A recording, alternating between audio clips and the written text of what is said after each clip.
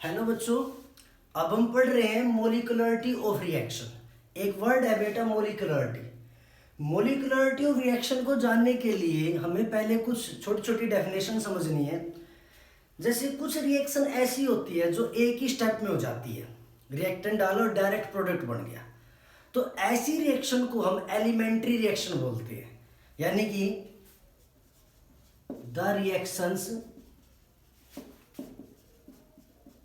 Taking place या takes place in one step, जो एक ही स्टेप में हो जाती है, इज कॉल्ड एलिमेंट्री रिएक्शन।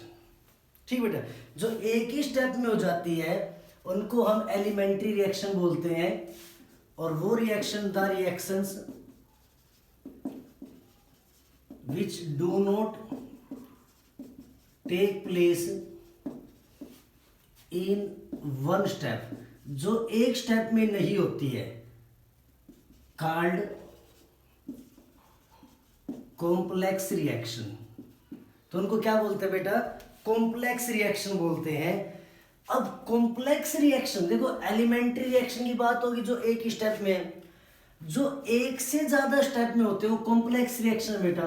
और कॉम्प्लेक्स रिएक्शन में जो रेट है वो स्लो स्टेप पे डिपेंड करता है, यानी कि जो स्टेप स्लो होगा। और स्लो किससे पता चलता है बेटा? मैकेनिज्म ऑफ रिएक्शन से। तो कॉम्प्लेक्स रिएक्शन में हमें मैकेनिज्म पढ़ना पड़ता है बेटा, मैकेनिज्म ऑफ रिएक्शन। ठीक है, इससे हमें पता चलता है कि स्लो स्टेप कौन सा है और उससे हम क्या करते हैं, रेट को डिटरमाइन करते हैं। ठीक है, लेकिन जो एलिमेंट्री रिएक्शन होती है जो एक ही स्टेप में हो जाती है उसको हम एलिमेंट्री रिएक्शन बोलते हैं।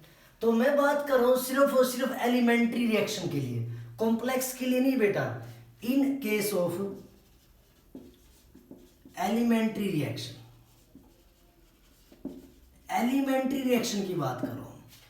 एलिमेंट्री रिएक्शन में जितने number of atoms of reactant एक साथ रिएक्ट करते हैं, जितने भी दे रखे आपको एक साथ रिएक्ट करते हैं, वो उसकी मोलिकुलरिटी कही जाती है। अगर मैं डेफिनेशन की बात करूं, the number of atoms, the number of atoms या आयंस हो सकते हैं, and molecules, the number of atoms ions and molecules that must B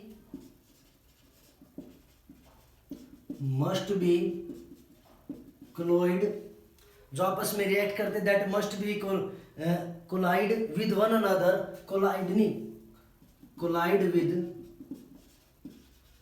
one another, that must be collide with one another simultaneously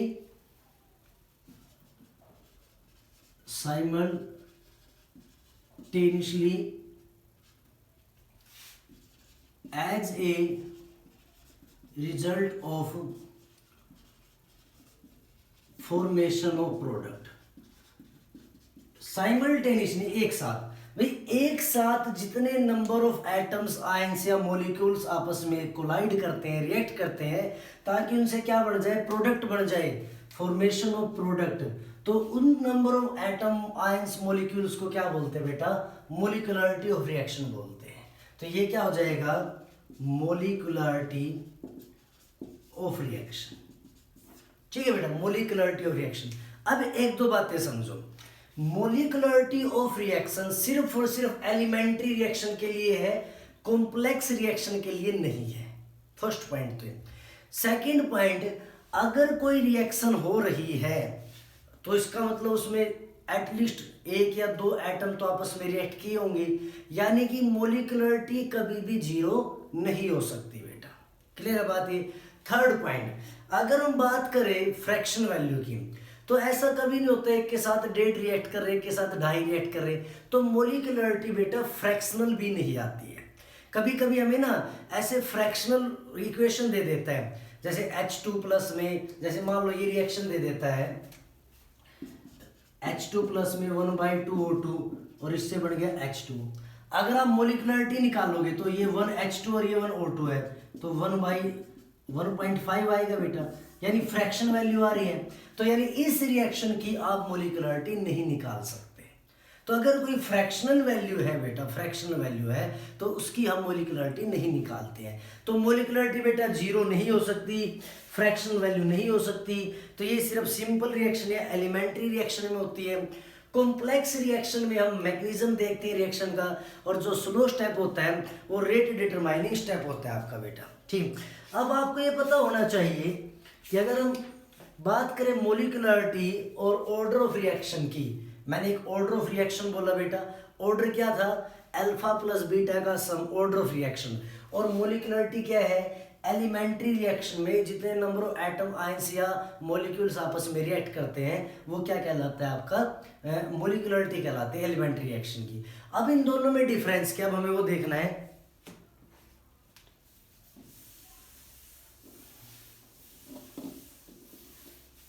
difference between order of reaction and molecularity of reaction, difference क्या है, difference between order of reaction and molecularity of reaction.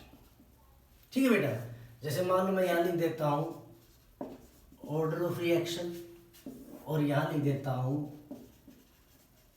Molecularity of reaction. ठीक है, इनके बीच में difference क्या है। तो first point तो हमारा यही हो गया बेटा, डेफिनेशन। ऑर्डर ऑफ रिएक्शन क्या होता है, sum of exponential power of concentration of reactant, उनका जो पावर का सम होता है वो क्या होता है बेटा, एक्सपेरिमेंटल जो वैल्यू आती है वो आपका ऑर्डर ऑफ रिएक्शन होता है, फर्स्ट पॉइंट। ठीक है, सेकंड मोलिकुलरिटी में क्या है, एलिमेंट्री रिएक्शन में जितने नंबर ऑफ एटम्स या मोलिक्यूल आयंस रिएक्ट करते हो क्या होते हैं, मोलिकुलरिटी होती है। सेकंड पॉइंट ये है कि ऑर्डर जो है बेटा ये आपका फ्रैक्शनल भी हो सकता है, फ्रैक्शनल भी हो सकता है और होल नंबर भी हो सकता है बेटा। तो ये ऑर्डर पॉइंटों में भी आ सकता है, 1 2 3 4 भी ऐसे भी हो सकता है। लेकिन जो मोलिकुलरिटी है बेटा ये ऑलवेज भी होल नंबर, तो ये हमेशा होल नंबर होती है बेटा, ये फ्रैक्शनल नहीं होती है। तो इसका मतलब ये फ्रैक्शनल नहीं होगी। ठीक है, 2 पॉइंट पता चल गए बेटा।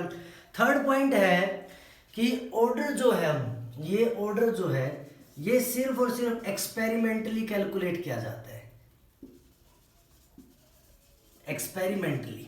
लेकिन मोलिकुलरिटी हम रिएक्शन को देख के आसानी से कैलकुलेट कर सकते हैं एलिमेंट्री रिएक्शन के अंदर। उसके बाद है जो ऑर्डर है बेटा, ऑर्डर ये एलिमेंट्री और कॉम्प्लेक्स दोनों तरह की रिएक्शन पे एप्लीकेबल होता है। एलिमेंट्री में भी ऑर्डर निकल सकता है और रिएक्शन में भी।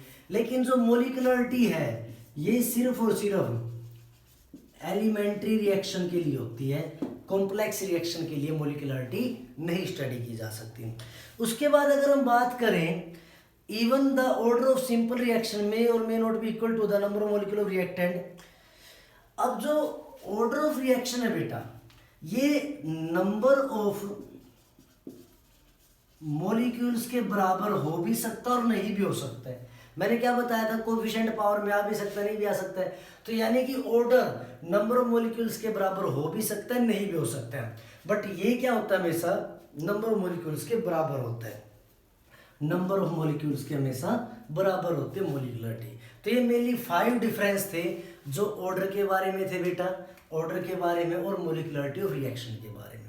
अब हमें कुछ ऐसे एग्जाम्पल पढ़ेंगे जो मैकेनिज्म ऑफ रिएक्शन होगा, जिससे हमें क्या पता चलेगा कि कौन सा स्टेप स्लो है, कौन सा फास्ट स्टेप है। क्लियर है बातें? तो यहाँ तक सभी राइट डाउन करेंगे, इनके मैं आपको नोट्स भेज दूंगा। एक बार मोटे मोटे तौर पे सबको पता चल गया होगा, तो यहाँ तक सभी पढ़ेंगे, बाकी पढ़ेंगे बेटा नेक्स्ट लेक्चर में। Thank you.